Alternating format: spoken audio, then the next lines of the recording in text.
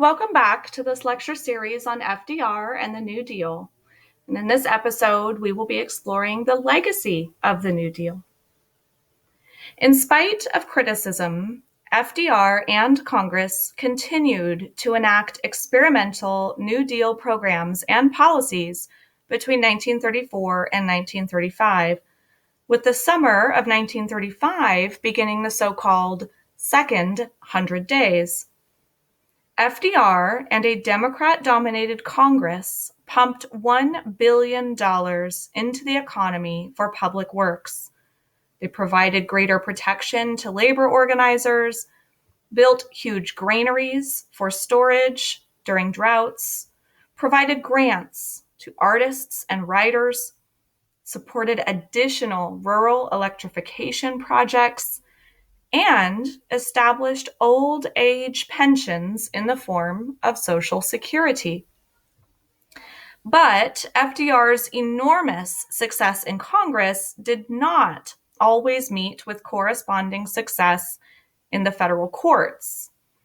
In 1935, the U.S. Supreme Court declared that certain laws allowing the federal government to prevent farm foreclosures and secure railroad worker pensions were unconstitutional. Later, many of the provisions of the National Industrial Recovery Act, the centerpiece of FDR's plan for economic recovery, were also declared unconstitutional. Not surprisingly, FDR strongly opposed the court's rulings. In 1937, he asked Congress to give him the power to appoint up to 6 new Supreme Court justices, claiming that the judges were too old and slow to handle cases. However, the president succeeded only in offending Congress, the court, the Democratic Party, and the American public in his attempt to pack the court. As a result of his actions, FDR later faced greater congressional opposition to additional New Deal legislation. The New Deal drew to a close in 1938, but it left behind several long-standing implications for the United States government and economy. First, FDR's leadership during the New Deal significantly reshaped the role of the presidency. Political scientist Clinton Rossiter states, quote, "Only Washington, who made the office, and Jackson, who remade it, did more than Roosevelt to raise it to the present condition of strength, dignity, and independence," end quote. FDR's charisma, skillful use of the media, long tenure in office, and firm belief in the power of the federal government resulted in a centralization of power in the Oval Office. Second, the role of the federal government grew dramatically as it played a larger and more direct role in the lives of Americans and regulated more aspects of society than ever before.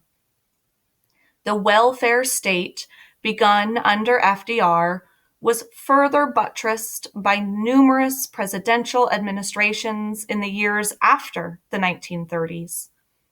From the New Deal forward, the federal government would not deny that it had a primary responsibility for caring for the needy.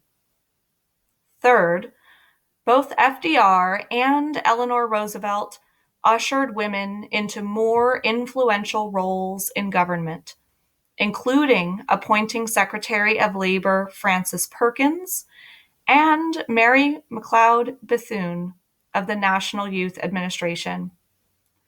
Additional trademarks of the New Deal included Social Security, which placed joint responsibility for old age care upon the government and individual employees, regulation of the stock market, deficit spending, and insured banking deposits. The most fundamental assessment of the New Deal concerns the extent to which it rescued Americans from the Great Depression.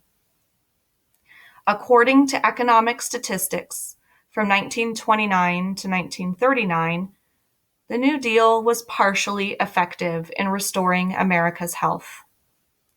The rate of unemployment dropped every year from 1934 to 1937.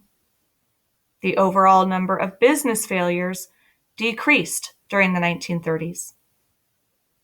Farmers economically benefited from government subsidies, and the public's confidence in banks improved and remained high throughout the decade. Overall, millions of Americans were aided by New Deal programs and policies. However, the New Deal's successes were limited. Unemployment was a high 19% in 1938. The gross national product, GNP, grew at a sluggish rate during the 1930s, and the federal debt increased dramatically under FDR's administration. Only World War II, which stimulated production needs and created millions of service and industrial jobs, shifted the U.S. economy from surviving to thriving. The war would boost the GNP over 200%, and the unemployment rate dropped to an insignificant 1.9%. However, FDR and the New Dealers can most certainly be applauded for their bold activism and creative experimentation in the search for solutions to the Great Depression. Roosevelt, in particular, commanded respect for his genuine optimism in Americans and his dedication to help his people, quote, live not as ostriches nor dogs, but as members of the human community.